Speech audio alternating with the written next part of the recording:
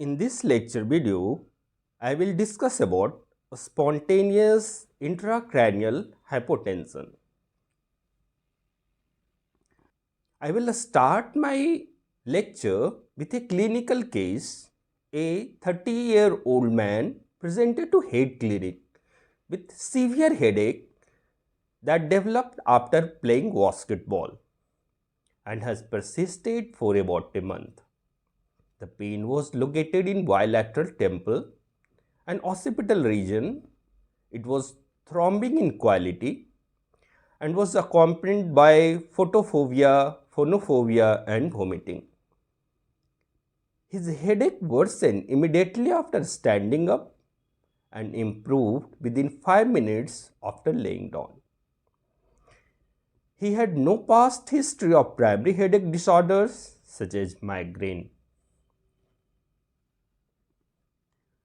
Neurological examination did not show any abnormal findings, while MRI brain with contrast showed diffused patchy meningeal enhancement, pituitary hyperemia and flattening of bones. A spinal MRI revealed a spinal CSF leak at T2, T3 level. This patient was managed with analgesics and hydrations with a 300 ml per day of normal saline for 3 days, but headache persisted. A targeted epidural blood patch of 20 ml autologous blood was performed at T2, T3 level, but orthostatic headache partially improved with this treatment. Another epidural blood patch of 21 ml autologous blood was done 3 days later. However, the orthostatic headache changed paradoxically to worsening when the patient was laying down and improved upon sitting up after the second epidural blood patch. He received acetazolamide 250 mg 2 times a day and his headache totally subsided within 3 days. So, what is your diagnosis for this clinical case? I will come to this case later in my discussion, but first let us discuss a topic that is called spontaneous intracranial hypotension. The spontaneous intracranial hypotension is a disorder that is related to a spinal CSF leak. According to International Classification of Headache Disorders, 3rd edition, the diagnosis of a spontaneous intracranial hypotension requires the presence of low CSF pressure. Etiology of a spontaneous intracranial hypotension, that is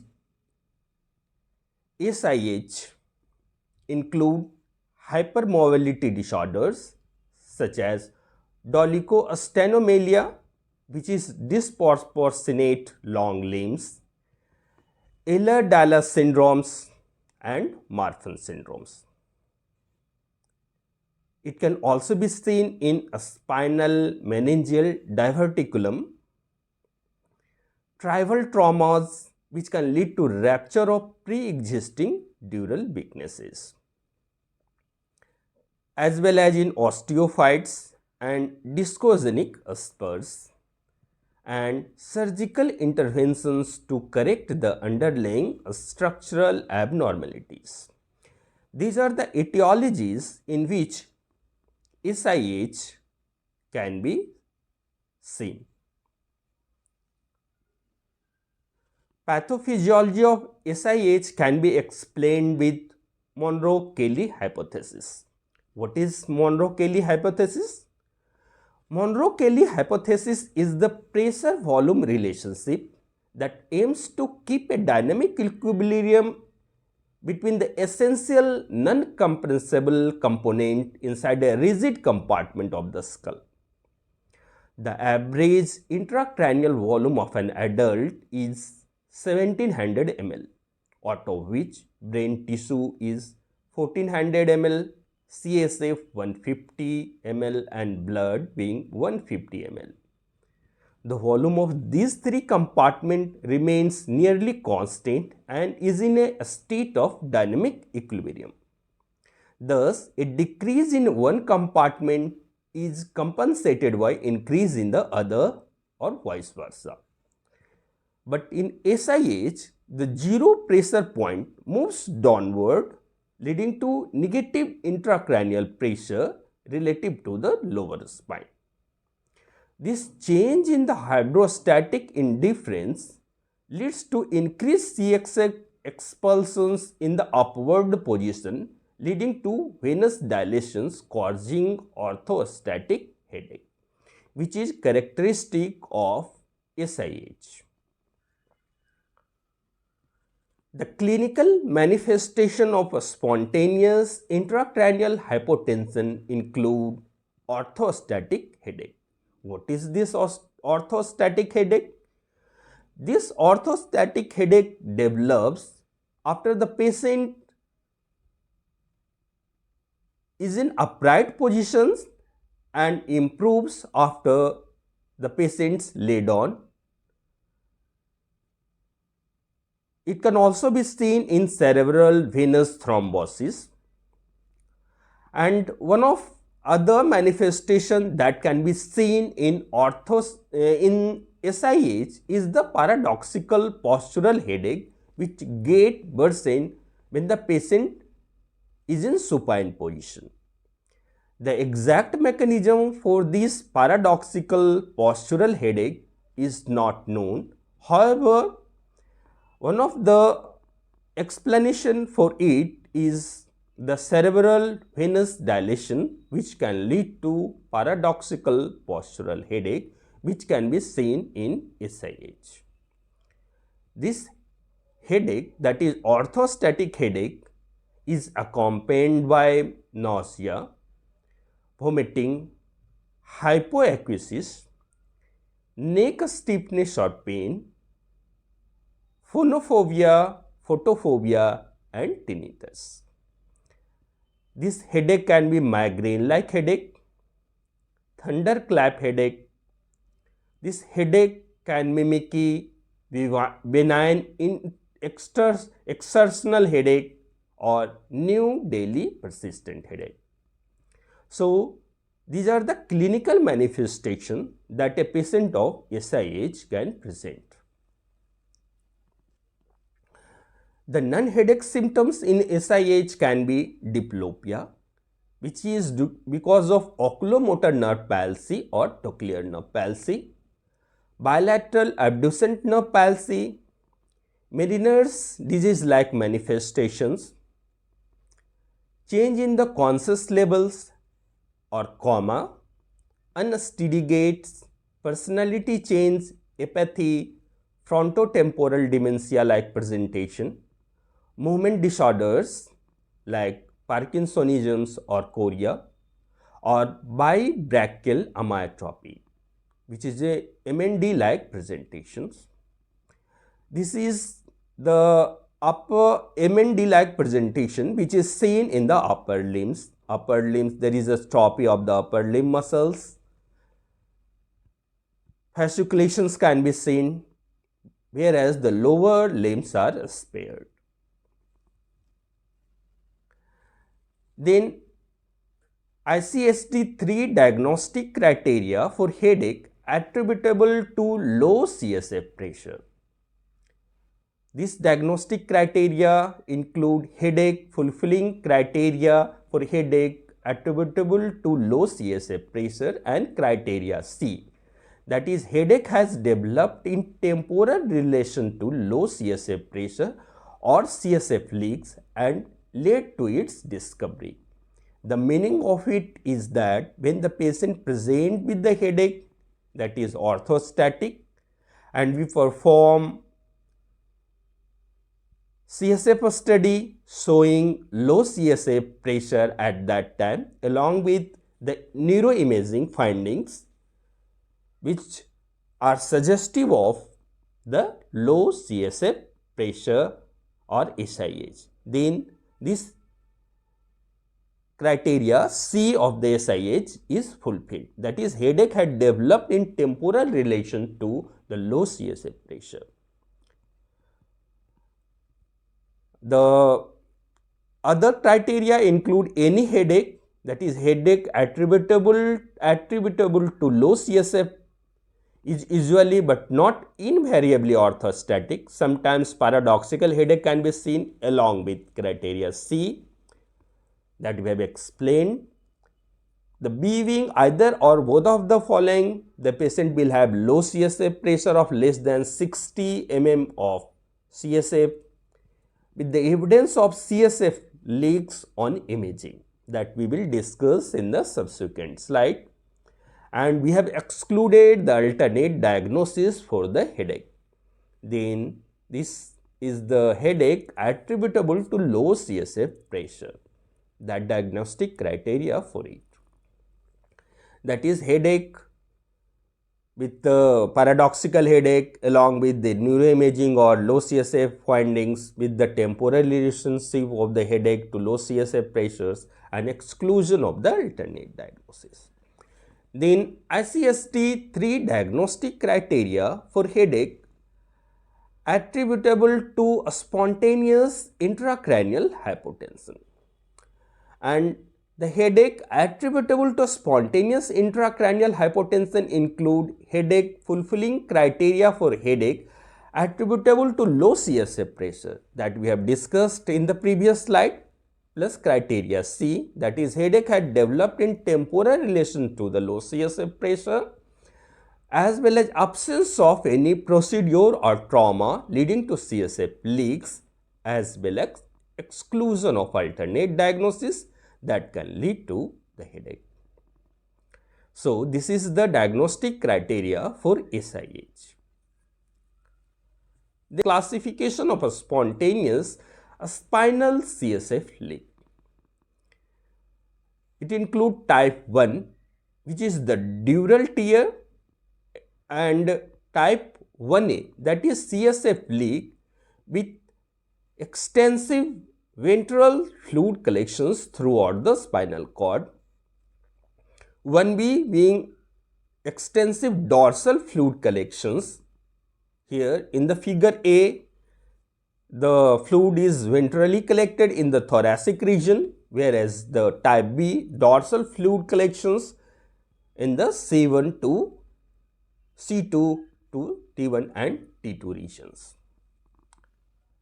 Type 2A, which is the simple thoracic meningeal diverticulum.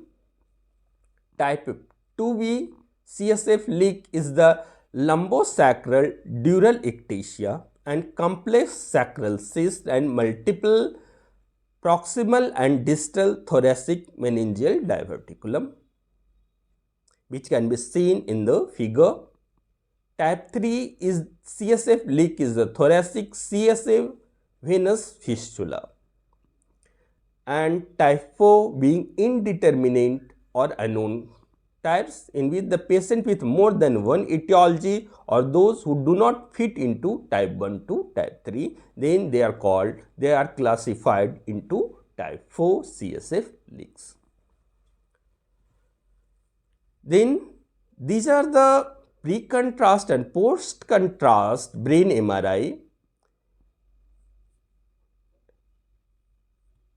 in the patient with SIH, and these patients can present with the different signs, one of which is cerebral venous related signs, and the patient of SIH can have diffused patchy meningeal enhancement, which can be seen in this MRI. They can have venous distension sign, which is evident here in this MRI B. These patients of SIH can have pituitary hyperemia or pituitary enlargement, which can be seen in the third MRI.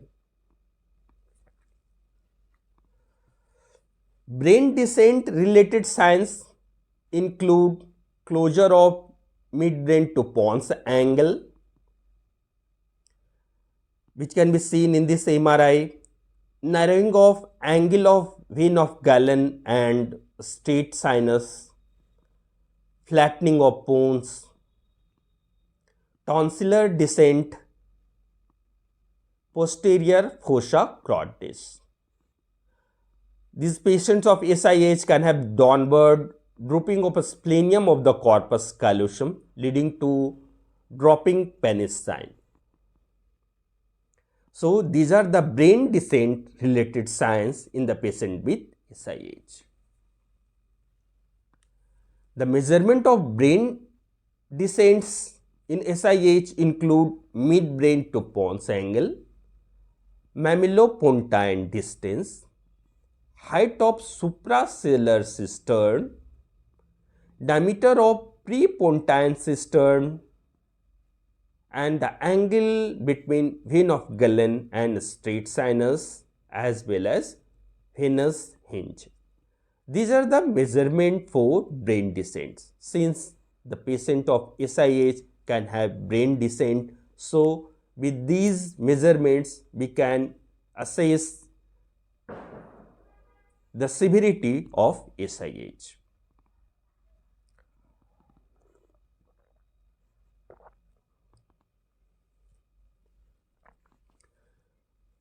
This figure summarizes the different brain MRI findings in the patient with SIH. First one is the venous engorgement of the superior sagittal sinus, shown in 1.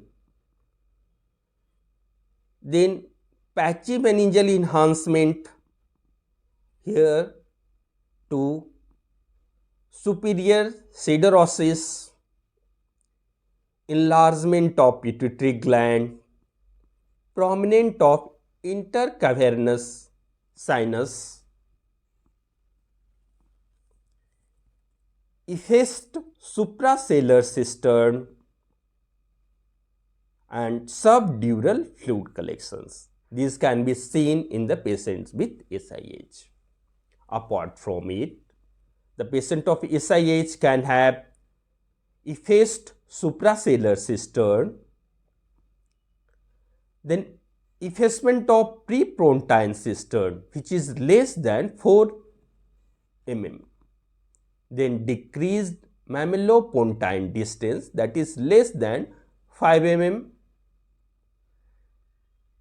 Then the patient of SIH can have low laying cerebellar tonsils, that is less than 6.5 mm, which is pathological.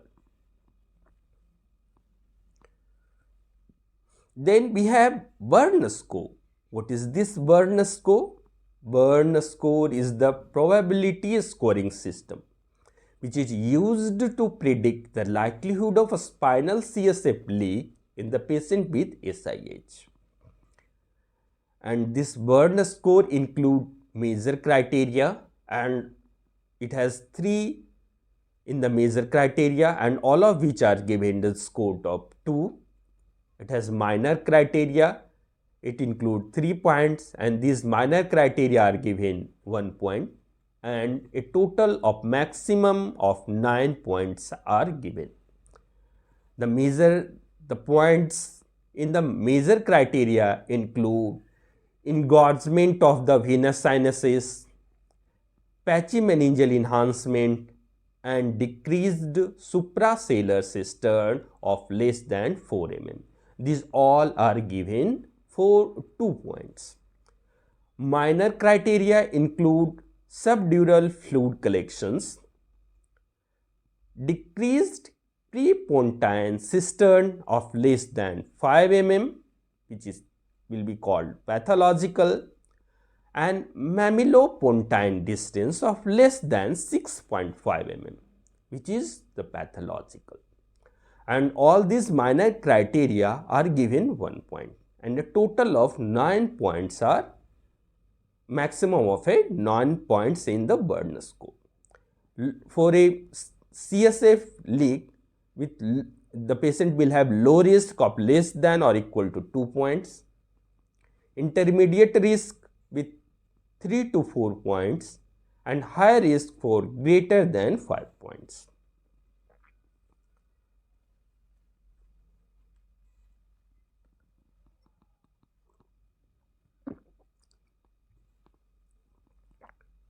Then a spinal imaging signs of SIH. What are the spinal imaging signs of SIH? The patient of SIH can have high cervical retrospinal CSF collections.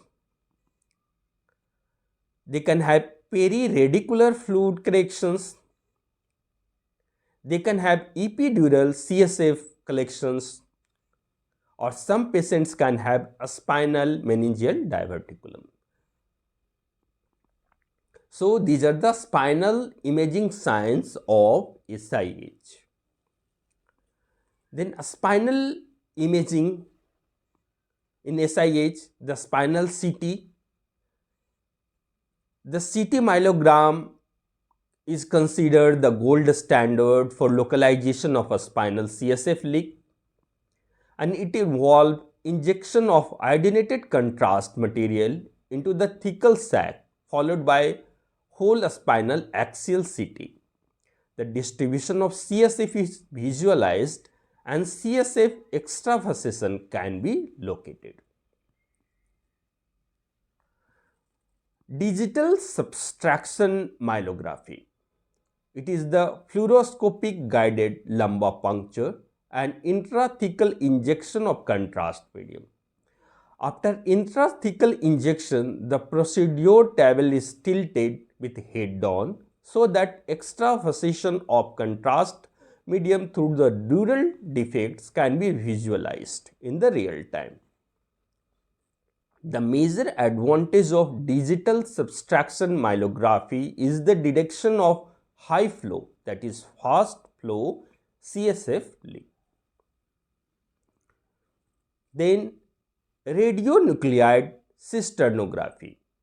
It is the intrathecal injection of iodinated tracers, that is DTPA, followed by sequential scanning immediately and at 1, 2, 4, 24 hours and sometimes up to 48 hours. The direct evidence of it is the increased radioactivity at parathecal regions near the leakage site, and indirect evidence include the paucity of activity over the cerebellar convexities. Then this table summarizes the different mimickers of SIH. The radiological mimickers and clinical mimickers. The radiological mimickers being type 1 cherry malformations. In type 1 cherry malformations, cerebellar tonsils are inferiorly pointed with midbrain descent is absent, which can be differentiated from SIH with the normal cerebral tonsil shape with the midbrain descents being present.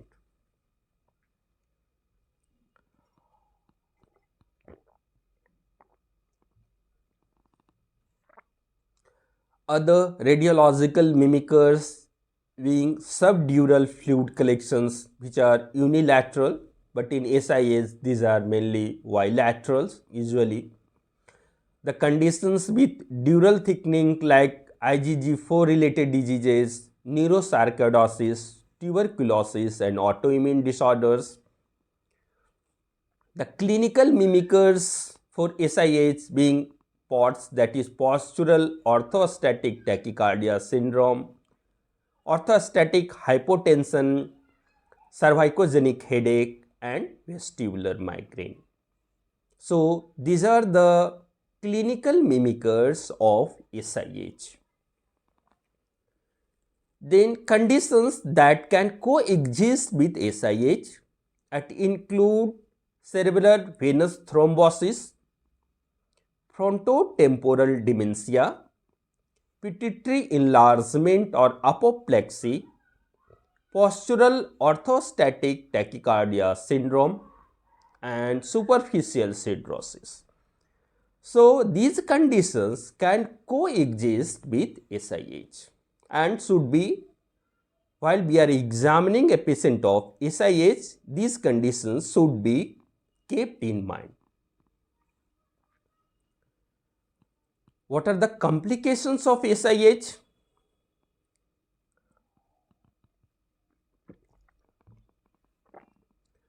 The common complications include subdural hematoma, the other complications being cerebral venous thrombosis, which is due to slowing of cerebral venous flow velocity, which causes hypercoagulability and venous thrombosis. They can have bibrachial amyotrophy because of compressions of ventral extradural CSF collections. Then superficial cirrhosis, it is due to leakage of CSF leaks and repeated subarachnoid hemorrhage. So, these are the complications of SIH. What are the treatments of SIH? Treatment of SIH include conservative management, medications, epidural blood patch, and surgical repair. Conservative treatment include a strict bed rest, adequate hydration, analgesics, and abdominal binders. So, these are the conservative management for a patient with SIH. Medications include analgesics, caffeine, theophylline, and corticosteroids. Caffeine increases CSF production, thus it is helpful in CSF hypovolemia. Like theophylline can be given in a dose of 250 mg IV. Greater occipital nerve blocks could improve post-dural puncture headache, that is orthostatic headache. Corticosteroids can also be helpful in these headaches. Then epidural blood patch. Epidural blood patch is the treatment of choice for SIH. The mechanism for it include early effects include direct compression of dural sac and occupying epidural space by injected bloods, whereas the late effect include fibrosis and healing of dural tears. So, these are the mechanism through which epidural blood patch is helpful in the patients with SIH. It has some side effects. The side effects being rebound intracranial hypertension or radicular pain at the dermatome of injections. Other rare side effects include arachnoiditis, transient bilateral paraplegia, or cauda equina syndrome. Surgical repairs include partial or bilateral laminectomy for refractory to at least 3 epidural blood patch. Dural tear or hole is directly repaired by sutures with or without fibrin glue. Leaking meningeal diverticulum can be ligated with the sutures or buttresses with muscles or absorbable gelatin compressed sponge. In some situations, a metal aneurysmal clamps can be used for ligations. This is the flow chart which summarizes the treatment strategies for a patient with SIH. After we have made the diagnosis of SIH, if the SIH is the alone presentation, can be managed conservatively, but if the remissions occurred, can be treated with targeted epidural blood patch with no or partial improvement. Repeated epidural blood patch is given. If further no improvement, then we can go for the surgical repair of the CSF leaks. If SIH along with subdural hematoma is the presentations, if the subdural hematoma is less than 10 mm, then a spinal imaging to look for the CSF leak, you should perform targeted epidural blood patch. If partial improvement or no improvement, repeated epidural blood patch is performed. If further no improvement, then we can go for the surgical repair of the CSF leaks. If the subdural hematoma is greater than 10 mm with uncal herniations and cognitive deteriorations, then a spinal imaging to look for the localizations and targeted epidural blood patch with burr hole is performed. So this is the treatment strategies for a patient with SIH. Now let us come to the clinical case that we have discussed in the beginning of my lecture. Now the first paragraph of the present clinical case was that the patient was a 30-year-old who developed headache after playing basketball and had persisted for about a month. As we have discussed that this patient does not have any trauma, so any procedures leading to the headache, this tribal trauma, repeated trauma being one of the susceptibility or etiological factors for SIH that we have discussed in the earlier presentation, which can lead to rupture of the pre-existing dural weaknesses. As along with this patient there is absence of procedure or trauma leading to the low CSF leaks.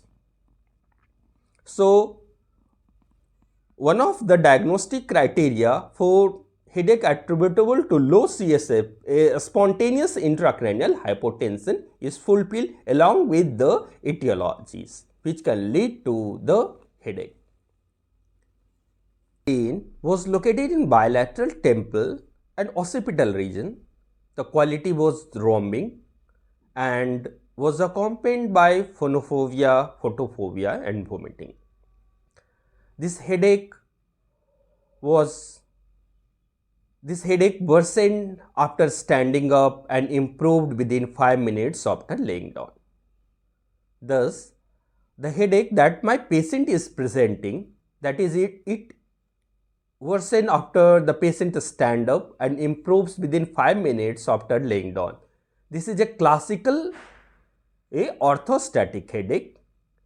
And this orthostatic headache that we have discussed in the symptomatology of the SIH is the headache that develops after the patient is in upright postures and improves after the patient lays down.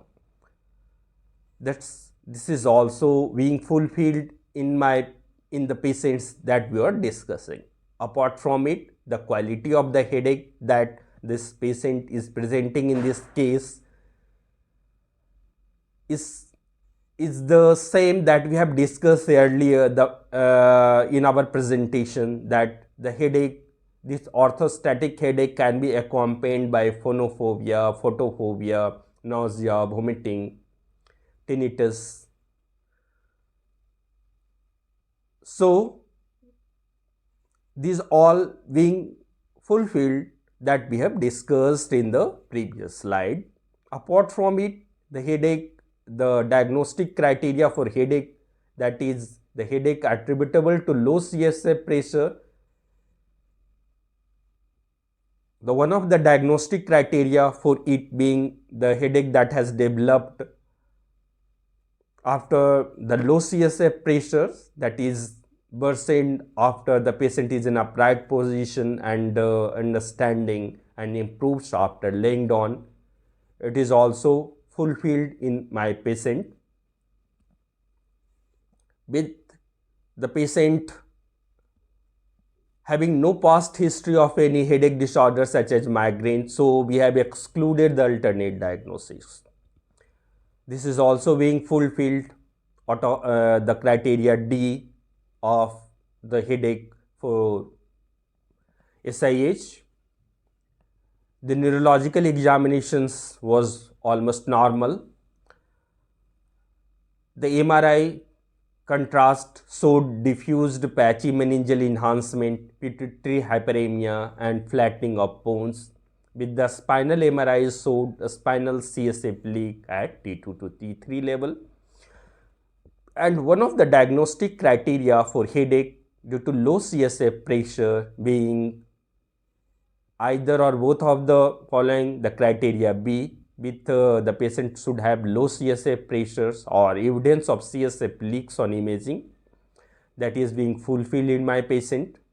So the criteria for headache due to low SIH, the first criteria, that is headache because of the low CSF pressures and accompanied with low CSF pressures with orthostatic headache, that is being fulfilled. The B being either or both of the following, that is low CSF pressures or evidence of CSF leaks on imaging, that is the B, second one of the B, that is the evidence of CSF leaks on imaging is being fulfilled. 3, that is the absence of procedure or trauma, that is there is no any procedures, but was the travel trauma, repeated trauma, and the D being exclusion of the other causes of the headache. These all criteria for the headache due to low CSF pressure, a spontaneous intracranial or headache due to spontaneous intracranial hypotension is fulfilled in this case. So this was a case of a spontaneous intracranial hypotension. This patient was managed with analgesic and hydrations of 300 ml of normal saline for 3 days, but headache persisted. Targeted epidural blood patch of 21 ml was performed at T2 to T3 level, but headache partially improved. Another targeted epidural blood patch of 21 ml was done 3 days later. However, after the second epidural blood patch, the patient orthostatic headache was changed to paradoxical headache, that is this type of headache. The patient headache will be worsened when the patient is on the laying down position and improved with sitting up. And it can be explained with the exact mechanism for this paradoxical headache is not explained but not known, but one of the mechanism is it can lead to cerebral venous dilation, which can lead to paradoxical headache. This patient received acetazolamide after the second epidural blood patch for 2 days, 2 times a day, and headache subsided within 3 days. So this was a case of a spontaneous intracranial hypotension, and this is the management for it, how this patient was managed and got improved. Thank you all for watching my lecture. Do subscribe to my channel for more and regular updates on interesting topics of the medical science. Thank you all.